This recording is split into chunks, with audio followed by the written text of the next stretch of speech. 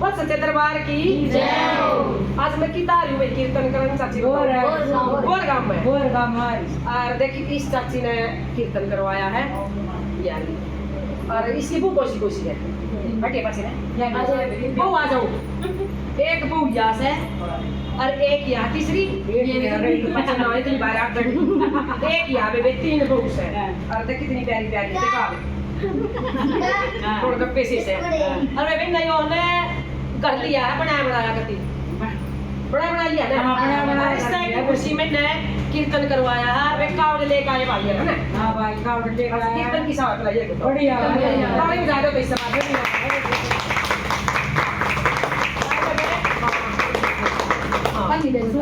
और वे वे नमाज करती मौज नमाज क्यों दे है ना वो इस समय देखा होगा ये मेरा हां ये तेरा या हमारी चोरी आप ये कितनी बढ़िया है पैर के सूट है कॉटन के सूट है देखो हां कितनी मौज कर दी ताली बजा दो उसके बाद उसमें क्या कर रहे हैं थे ना बेबे नूर बता लगा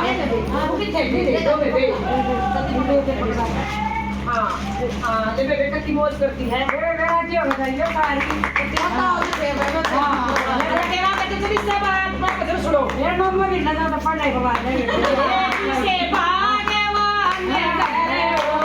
रे संग संग सेवा हमारी गाए किसे भाग्यवान है ओ रे संग संग सेवा हमारी गाए